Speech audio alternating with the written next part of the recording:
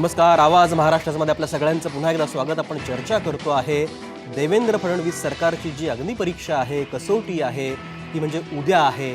मुळात उद्याचा दिवस जो आहे तो फार महत्त्वाचा आहे. त्याचं कारण असं की विधानसभा अध्यक्षाची निवड उद्या सकाळी होणार आहे, दुपारपर्यंतचा निकाल लागेल आणि त्याच्यानंतर विश्वासदर्शक ठरावाला फडणवीस सरकारला सामोरं जायला लागणार आहे आणि त्याच्यात आपल्याला कळणार आहे की देवेंद्र सरकार पुढे कशा पद्धतीने काम करेल, ते टिकणार किंवा नाही, या सगळ्या मुद्द्यांची आपल्याला उकल करायची. आणि या सगळ्यामध्ये जो महत्त्वाचा घटक आहे तो म्हणजे शिवसेना आणि शिवसेनेचे जे नेते आहेत अभिजित अडसूळ आता कार्यक्रमामध्ये सहभागी झालेले आहेत. मी अडसूळांकडे थेट जातो आहे. अभिजित अडसूळ, कार्यक्रमात तुमचं स्वागत. आपण जी चर्चा करतो आहोत त्यात सगळ्यात महत्त्वाचा मुद्दा म्हणजे शिवसेना नेमकी काय भूमिका घेणार. कारण गेले काही दिवस आपण जे सातत्यानं पाहतो आहोत, माध्यमांमधून ऐकतो आहोत, त्याच्यामध्ये शिवसेनेची भूमिका कुठेतरी कायम तळ्यात मळ्यात किंवा संभ्रमात असल्यासारखी आपल्याला दिसते आहे. आजही संध्याकाळी तुमची जी बैठक झाली त्याच्यामध्ये सुद्धा ठोस असं काही माध्यमांसमोर आलेलं नाही. या सगळ्या पार्श्वभूमीवरती शिवसेनेनं आपला जो उमेदवार आहे विजय औटींच्या रूपानं विधानसभा अध्यक्षपदासाठी म्हणून उभा केलेला आहे. काय नेमकी भूमिका आहे शिवसेनेची? आपण जर घटनाक्रम पाहिला, शिवसेना भारतीय जनता पार्टी एकत्र लढली आणि मोदी या देशाचे पंतप्रधान झाले. त्यानंतर पहिला मंत्रिमंडळ चा शपथविधी झाला, त्यामध्ये अनंत गीतेंना घेण्यामध्ये आलं आणि तेव्हा खऱ्या अर्थानं शिवसेनेला कमीत कमी 3 किंवा 4 मंत्रिपदं देणं गरजेचं होतं, परंतु तेव्हा सुद्धा ते टाळण्यात आलं. आणि तेव्हाच त्यांच्या मनामध्ये हा हेतू होता की कुठेतरी शिवसेनेबरोबर महाराष्ट्रामध्ये सुद्धा आपण युती तोडणार आहोत, हे कुठेतरी त्यांच्या मनामध्ये आधीपासून ठरलेलं होतं आणि त्या पद्धतीने गणित चालत गेली आणि कुठेतरी फक्त अनंत गीतेंच्या रूपाने एकच केंद्रीय मंत्रिपद शिवसेनेला देण्यात आलं. आणि आपण जर पाहिलं 25 तारखेला 27 ही फॉर्म भरायची शेवटची तारीख होती. 25 तारखेला 6:45 वाजता भारतीय जनता पार्टीची प्रेस कॉन्फरन्स झाली, युती तोडण्यात आली. 7:15 वाजता राष्ट्रवादीने तोडली. म्हणजे तेव्हा सुद्धा कुठेतरी छुपी युती राष्ट्रवादीची भारतीय जनता पार्टी सोबत होती, हे सुद्धा त्यामध्ये तेवढं स्पष्ट. आणि खऱ्या अर्थानं ज्या दिवशी निकाल लागला 19 तारखेला, तेव्हा सुद्धा जेव्हा राष्ट्रवादीला 41 जागा मिळाल्या, प्रफुल्ल पटेल यांनी वक्तव्य केलं की आमचा बिनशर्त पाठिंबा हा भारतीय जनता पार्टीला आहे. आणि यामध्ये दुसरी गोष्ट आपण पाहिली तर जो धनगर समाज ज्यावेळी भारतीय जनता पार्टीच्या पाठीशी उभा राहिला, कारण महादेव जानकर हे धनगर समाजाचे नेते हे भारतीय जनता पार्टी सोबत आहेत, परंतु त्यांच्या सुद्धा पाठीमध्ये खंजीर खुपसण्यात आला. जेव्हा ते लोकसभेला उभे होते तेव्हा एका चॅनलवर त्यांनी स्वतः सांगितलं होतं की मोदींनी स्वतः सांगितलं की शरद पवारांनी मला फोन करून सांगितलं जर आकडा कमी पडला तर मी तुम्हाला मदत करीन आणि म्हणून मी तुमच्या इकडे बारामतीला तुमच्या प्रचारासाठी आलो नाही. मला वाटतं आता चूक झाली, मी खरं आलो असतो तो आपण निवडून आला असता. पण हा जर आपण सगळा घटनाक्रम पाहिला तर त्या सगळ्या गोष्टी विचारात घेऊन शिवसेनेनी फक्त एक गोष्ट केली की 63 जागा आमच्या 122 भारतीय जनता पार्टीच्या आल्या. कुठेतरी प्रत्येक ठिकाणी सुरुवातीपासून हे बोललं गेलं की नॅचरल अलायन्स आहे शिवसेना भारतीय जनता पार्टी आणि कुठेतरी जनतेची ही भावना आहे की काँग्रेस आणि राष्ट्रवादीला सत्तेपासून दूर करावं. मोठा भ्रष्टाचार या ठिकाणी झालाय, अत्याचार. मला वाटतं अडसुळांचा संपर्क आपला थोडासा तुटलेला दिसतो आहे. हा मुद्दा घेऊन मी आता अवधूत वाघांकडे जातोय. अवधूत वाघ, आता जसं अडसूळ म्हणाले की घटनाक्रम जर पाहिला तर शिवसेनेला कुठे ना कुठे अपमानाची वागणूक दिल्याचं त्यांचं एकूण सूर आपल्याला दिसतो आहे. खरंच असं घडलंय? मला असं वाटतं की अख्ख्या भारताला माहिती आहे की काय झालं आणि काय नाही. गेल्या 6 महिन्यामध्ये झालेल्या प्रत्येक गोष्टी उजळत बसला तर हा कार्यक्रमच पुढे जाणार नाही. आजही आमचे चीफ मिनिस्टर आणि आमचे प्रभारी राजीव प्रताप रूडी आणि देवेंद्र फडणवीस यांनी स्पष्ट केलं आहे की आम्हाला महाराष्ट्रामध्ये शिवसेनेबरोबर राज्य करायला आवडेल. महाराष्ट्रामध्ये आम्हाला एकत्र शिवसेनेबरोबर काम करायला आवडेल. शिवसेनेनं पुढे यावं. शेवटी जागा किती, मंत्रिपद किती, ह्या सगळ्या गोष्टी ज्या आहेत ना या नंतर ठरवता येतात. एकदा आपण मनाने एकत्र येऊया. कारण एक गोष्ट सत्य आहे की 25 वर्ष एकत्र होतो, खरं आहे, पण गेली 2 महिने एकत्र नव्हतो हे पण त्याहून खरं आहे. विधानसभेच्या निवडणुकीच्या दरम्यान एकमेकांवर टीका झाली हे पण खरं आहे, मन दुखवली हे पण खरं आहे. मग आता मन जुळवण्याचं काम एकत्र करूया. एकदा लग्न करायचं ठरल्यानंतर मग याद्या बनवू की, मग त्या यादीमध्ये पाहुणे कोण, अहेर काय हे ठरवता येईल. परंतु हिंदुत्वाच्या एका मूलभूत मुद्द्यावर शिवसेना आणि भारतीय जनता पार्टी जर एक असेल तर मला वाटतं की जागा वाटप हे दुय्यम मुद्दे होतात. शिवसेना हा मोठ्या मनाचा पक्ष आहे. 80% समाजकारण आणि 20% राजकारण करणाऱ्या लोकांचा पक्ष आहे. हृदय मोठं करून त्यांनी भारतीय जनता पक्षाला त्यांनी सपोर्ट केला पाहिजे. कारण ज्यावेळी शिवसेनेचे जास्त आमदार होते त्यावेळी भारतीय जनता पक्ष त्यांच्या मागे उभा राहिला होता. आज भारतीय जनता पक्षाचे जास्त आमदार आलेले आहेत. मला वाटतं शिवसेनेने भारतीय जनताच्या मागे आपली ताकद उभी केली पाहिजे. तुमचं म्हणणं की शिवसेनेनं थोडासा मनाचा मोठेपणा दाखवायला पाहिजे. शिवसेनेचा मोठेपणा आहे हा या मुद्द्यावरती अडसुळांकडे मी जाणार आहे. अभिजित अडसूळ आपल्या सोबत आहेत. अडसूळ, मला सांगा, आता जसं अवधूत वाघ म्हणाले की शिवसेनेनं मनाचा मोठेपणा दाखवायला पाहिजे, लग्न तर जमलेलं आहे असं म्हणतायत, ते फक्त याद्या बनवण्याचा प्रश्न आहे, कोणाला बोलवायचं कोणाला नाही बोलवायचं असं त्यांनी आता म्हटलेलं आहे. असं असताना आत्ता आपण जर शिवालयातली बैठक बघितली, व्हीप जारी केलेला आहे तुमच्या आमदारांना की उद्या तुम्ही हजर राहा, विजय औटींना मतदान करा, असं सगळं आहे. म्हणजे एका बाजूला तुम्ही विरोधी पक्ष नेतेपदावरती पण दावा केलेला आहे, दुसऱ्या बाजूला तुम्हाला विधानसभा अध्यक्षपदाची निवडणूकही लढवायची आहे, आणि तिसऱ्या बाजूला तुम्हाला विरोधी बाकावरती बसता बसताच कुठेतरी सरकारमध्ये सुद्धा कुठे आपल्याला प्रवेश मिळतोय का याची पण चाचपणी करायची आहे. नेमकं काय चाललंय शिवसेनेचं? अवधूत वाघजींनी जी गोष्ट सांगितली, कुठेतरी या महाराष्ट्राच्या जनतेला संभ्रमात ठेवायचं की शेवटपर्यंत हेच दाखवायचं की आम्ही शिवसेनेला सोबत घेऊन चाललो आहोत, आम्ही शिवसेनेची वाट बघतो आहोत. शेवटपर्यंत लोकांमध्ये आधी सुद्धा तसंच आकड्यांच्या खेळामध्ये तसंच गुंतवलं गेलं, जनतेला असाच भ्रम दाखवला गेला.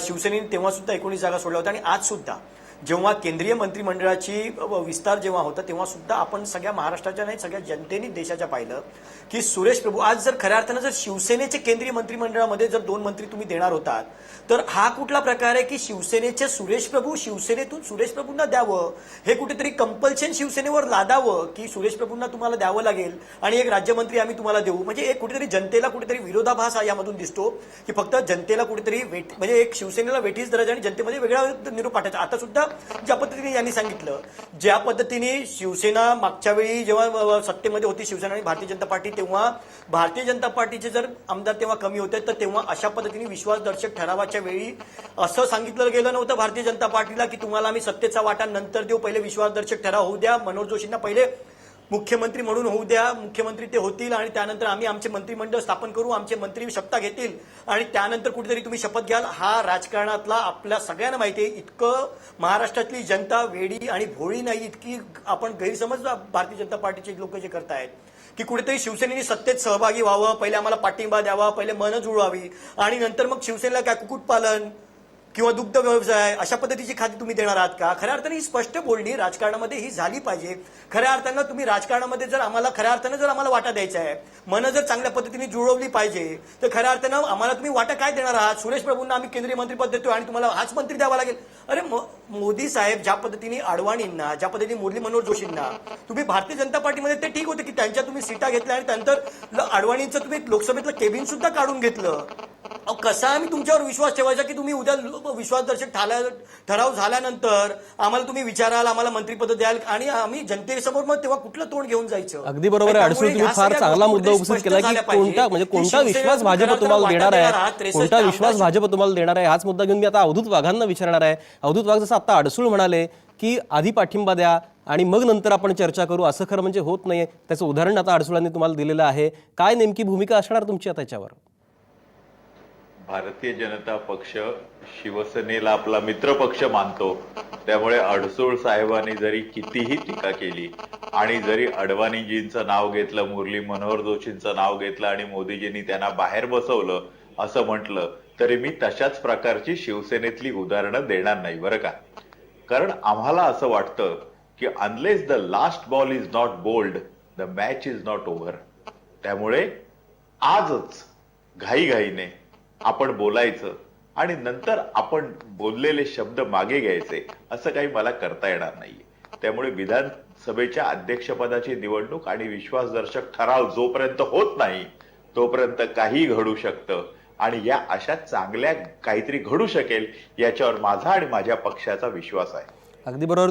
तुम्ही आता जे बोलता त्याच मुद्द्यावरती मला यायचं आहे. मगाशी तुम्ही राजीव प्रताप रूढींच्या वक्तव्याचा उल्लेख केलेला होता, त्यात तुम्ही फक्त शिवसेनेचा उल्लेख केला बोलताना, पण राजीव प्रताप रूढी असं म्हणालेले आहेत की आम्हाला काँग्रेस व्यतिरिक्त कोणत्याही पक्षानं पाठिंबा दिला तर आम्ही त्याचं स्वागतच करू, असं त्यांचं स्टेटमेंट आहे. याचा अर्थ काँग्रेसशिवाय जर राष्ट्रवादीनं पाठिंबा दिला किंवा शिवसेनेनं पाठिंबा दिला तरी त्याचं म्हणजे शिवसेनेचं जर स्वागत तुम्ही करालच कराल, पण राष्ट्रवादीनं पाठिंबा दिला तर आम्ही स्वागत करू, असं कुठेतरी न कळतपणे किंवा त्यांनी स्पष्ट केल्याचं आपल्याला दिसतं आहे. या संदर्भात मला जायचं आहे भाऊ तोरसेकरांकडे. भाऊ, मला सांगा, आत्ता आपण जसं ऐकतो आहोत, अवधूत वाघ जसं बोललेले आहेत किंवा अडसूळ जसं बोललेले आहेत, जे शिवसेना आणि भाजपमध्ये जे थोडंसं प्रेमाचं भांडण चाललेलं आपल्याला दिसतं आहे, त्यात आणि अवधूत वाघांचं जे स्टेटमेंट आहे की शेवटच्या बॉलपर्यंत मॅच काही संपत नाही, शेवटचा बॉल पडेपर्यंत आपल्याला चित्र काही सांगता येणार नाही, काय होऊ शकतं हे सांगू शकत नाही, या संदर्भामध्ये आता काय नेमकं या सगळ्याचं निरीक्षण असेल आपलं?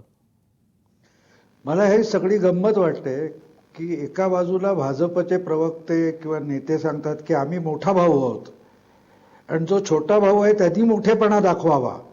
ह्याचा अर्थ मी हल्ली गेले इलेक्शनचे निकाल लागल्यापासून माझी अशी गंमत झाली की मला मराठी भाषा नव्याने शिकतोय की काय असं वाटायला लागलं. दुसरीकडे आपण एक सारखा शब्द गेले 3-3.5 आठवडे ऐकतोय, तो सकारात्मकता. सतत भाजपच्या प्रवक्त्यांकडून आपण सकारात्मक चर्चा झाली, नेत्यांकडून सकारात्मक चर्चा झाली असं ऐकतो आणि आपण परिणाम जे असतात ते प्रत्येक वेळेला नकारात्मक येतात. आता आपण आज नवा शब्द ऐकला की शिवसेनेने मोठेपणा दाखवला पाहिजे. मग भाजपने काय कोतेपणा दाखवायचा का? मला हे शब्द, मी 48 वर्ष 47 वर्ष पत्रकार आहे, मला पहिल्यांदा शब्द कळेनासे झालेले आहेत असं वाटायला लागलं. ह्या सगळ्या गोष्टीमध्ये एक भाग लक्षात येत नाही की हे काय चाललंय. आणि मग मी जेव्हा ह्याच्याकडे राजकारणाचा अभ्यासक म्हणून बघतो तेव्हा मला असं वाटतंय की भाजप आणि शिवसेना हे दोघेही व्हिक्टीम म्हणून घ्यायला बघतायत. या कोणालाही हे सरकार जास्त चालवायचं नाहीये, इन्क्लुडिंग शरद पवार. शरद पवारांनी पहिल्या दिवशी हे पाठिंबा स्थिर सरकार म्हणून दिला, त्या क्षणीच त्यांना ते अस्थिर करायचं होतं. यात फक्त लगेच निवडणुका नसलेला बहुतेक काँग्रेस हा एकमेव पक्ष आहे. आणि मग ज्या पद्धतीत प्रत्येक जण आपल्याकडे छोटेपणा घ्यायला बघतोय, मोठेपणा घ्यायला बघतोय, हे सगळं बघितल्यानंतर असं लक्षात येतं की प्रत्येकाला व्हिक्टीमहूड पाहिजे. की जसं तुम्ही रस्त्याने जात असता, एक मूल चुकून का होईना गाडी खाली आलं, त्या मुलाची चूक असते पण मार ड्रायव्हरला बसतो. तसा उद्धव ठाकरे असतील किंवा भाजपचे लोक असतील, हे दोघे असं दाखवत आहेत की आमच्यावर अन्याय होतोय, आमच्यावर अन्याय होतोय. आता मगाशी अवधूत वाघ म्हणाले ते सत्य आहे की गेल्या वेळेला शिवसेना मोठा पक्ष होता आणि आम्ही त्यांच्या मागे उभे राहिलो. त्यांनी ठामपणे आत्ता सांगावं की कुठल्याही जागांचा हिशोब न करता उभे राहिले. तसं नाही आहे, हा व्यवहार आहे. जागा ठरवून तुम्ही उभे राहता, जागा ठरवूनच सगळी बोलणी होतात. अगदी जागा वाटपावरून तर मोडलं त्यावेळेला शिवसेना बोलली असेल आमच्यावर आत्ता विश्वास ठेवा, नंतर तुम्हाला पाहिजे ते देऊ, तर जागा वाटप होऊ शकलं असतं. पण ते जागा वाटप होऊ शकलं नाही का? तर सगळ्या बारीक बारीक गोष्टी आधी ठरतात आणि त्या जेव्हा ठरत नाहीत त्यामुळे. पण दोन्ही बाजूने मला असं वाटतं की भाजप आणि शिवसेना हे कुठच्या तरी पुढल्या निवडणुकीची तयारी करतायत. कदाचित ती 1 वर्षांनी असेल, कधी ती 1.5 वर्षांनी असेल, पण दोघेही असं भासवू पाहतायत की आम्ही अन्यायग्रस्त आहोत. आणि डेलिबरेटली शिवसेनेची स्ट्रॅटेजी मला असं वाटतंय की ते अपमान सहन करत नाहीयेत. ते सतत बोलतात आम्हाला अपमानाची वागणूक दिली, अपमानाची वागणूक दिली. ते मुद्दाम बीजेपीकडून भाजपकडून अपमान करून घेत आहेत. तो करून घेण्याचा हेतू असा की त्यातून अधिकाधिक मराठी माणूस दुखावला जावा. आता आजची परिस्थिती तुम्ही मला विचारली, शेवटचं वाक्य बोलून संपवतो की आजची परिस्थिती जी आहे, मगाशी विनोद तावडे बोलले की राष्ट्रवादीने बाहेर बसायचं ठरवलंय. यात काही नवीन नाहीये. हे तुमच्याच कार्यक्रमात सगळ्यात पहिल्यांदा 22 ऑक्टोबरला मी बोललेलो आहे की साधं आहे, कुठची शिवसेनेची भाजपला गरज नाही.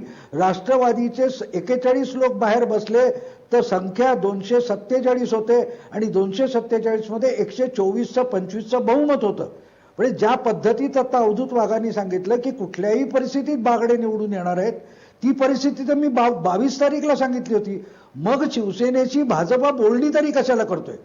तर बोलणी हा देखावा आहे की आम्हाला राष्ट्रवादीवर जायचं नाही पण शिवसेना पाठिंबा देत नाही म्हणून आम्हाला हे करायला लागतंय, म्हणून आम्हाला ते करायला लागतंय. म्हणजे एक सत्शील बाई मला मिळत नाही आणि म्हणून मला तमाशगिराकडे जायला लागतंय असं म्हटल्यासारखं हे विनोदी आर्ग्युमेंट चाललंय आणि हे दोन्हीकडून चाललेलं आहे.